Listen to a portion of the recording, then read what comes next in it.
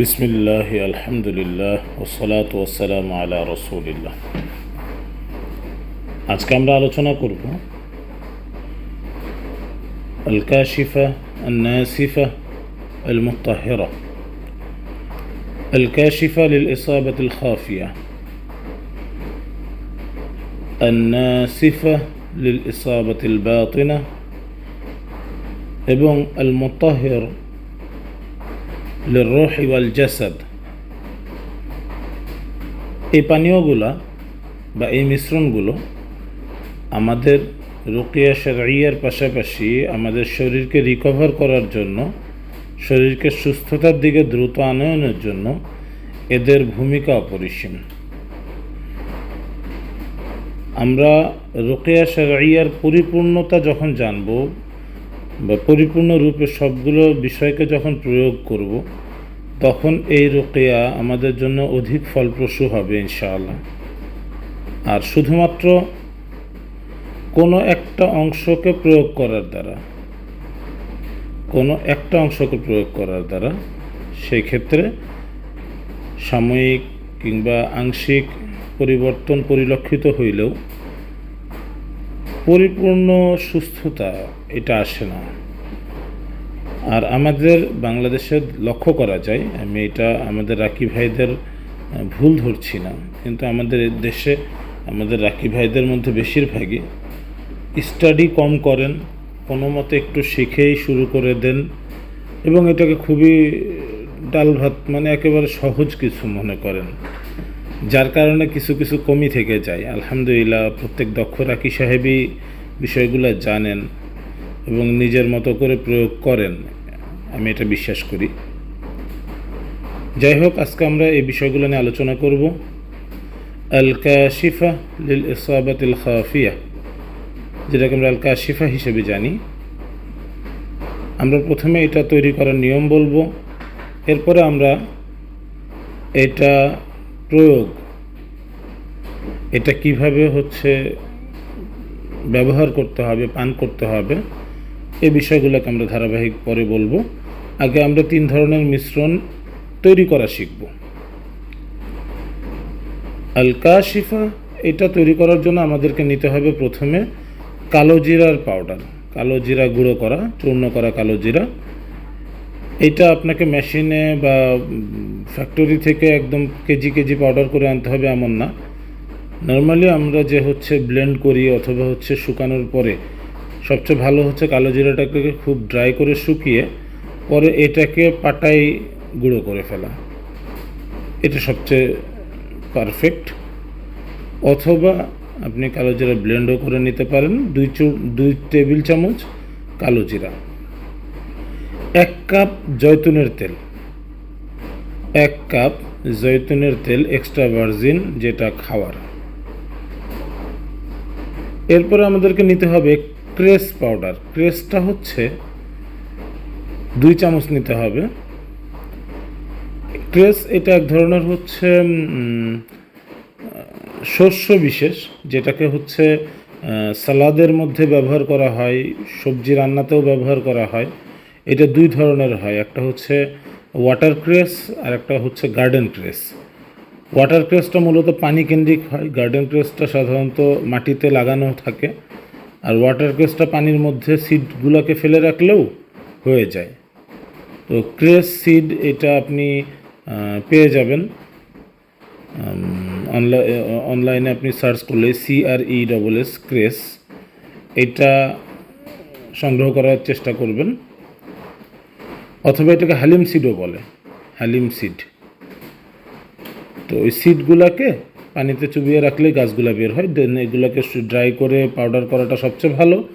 Dry না করে আবার আপনি ইয়েও করতে পারেন, যেটা আপনার ছোট ছোট শ্বাসগুলা বের হয়, ছোট ছোট পাতাগুলা, এইগুলাকেও আপনি ইচ্ছা করলে পেস্ট করে ব্যবহার করতে পারেন। এরপরে আপনার প্রয়োজন 2 চামচ মেথি। মেথি তো আমরা সবাই চিনি, একটু তেতো তেতো হয়। আমরা মেথি, এটা পেটের জন্য খুবই ভালো।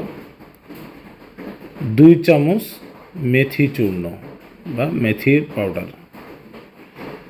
আর যদি সম্ভব হয় তাহলে 2 চামচ আদার তেল, আদার তেল।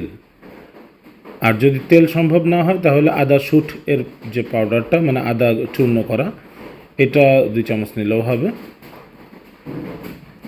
তাহলে আমরা কি কি নিচ্ছি? আমরা নিয়ে নিব 2 টেবিল চামচ কালো জিরা powder, 1 cup extra virgin olive oil বা জয়তুনের তেল, 2 চামচ ক্রেস পেস্ট অথবা পাউডার, 2 চামচ মেথি চূর্ণ এবং সম্ভব হলে 2 চামচ আদার তেল নতুবা চূর্ণ। এই সবগুলো বস্তু একসাথে মিশাবে এবং নেড়েচেড়ে পরিষ্কার করে নিবে। অনেক সময় এগুলোর মধ্যে ধুলোবালি ইত্যাদি থাকতে পারে। পরিষ্কার করা হয়ে গেলে এটার মধ্যে নির্দিষ্ট কিছু আয়াত আছে, যেগুলো আমরা 3টা মিশ্রণের মধ্যে যেহেতু একই, আমরা শেষে বলবো। এই আয়াতগুলো পড়ে, ইখলাসের সাথে আয়াতগুলো পড়ে দম করতে হবে। কাশিফা, আল কাশিফাটা, এটা যদি সম্ভব হয় তাহলে একসাথে একবারে 1 কাপ পান করবে। 1 কাপ পরিমাণ একবারে পান করে নেবে। আর যদি একবারে পান করা সম্ভব না হয় তাহলে এটা কয়েকবারে, মানে অল্প অল্প করে মুখে দিয়েও খেয়ে ফেলতে পারে। এটা প্রতিদিন এশার পর খালি পেটে, খাওয়ার কমপক্ষে 3 ঘন্টা পর, অর্থাৎ রাতের খাবার আমাদেরকে খেয়ে নিতে হবে আগে। এবং রাতের খাবার বলতে হচ্ছে বিকালের দিকে খেয়ে নিতে হবে, এরপরে যে রাতে আর খাবে না।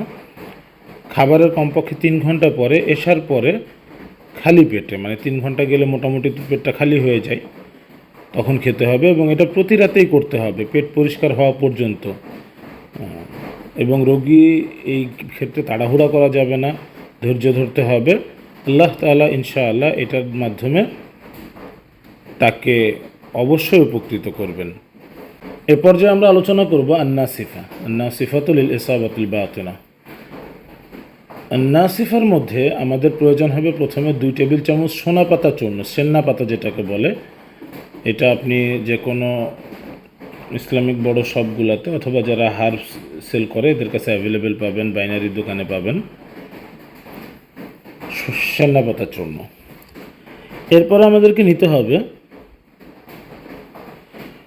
2 টেবিল চামচ গুলির রস। গুলি এটা হচ্ছে, এটাকে বলা হয় রিয়াম পালমাটাম, বা চাইনিজ ভাষায় বলা হয় হচ্ছে রুবার্ব।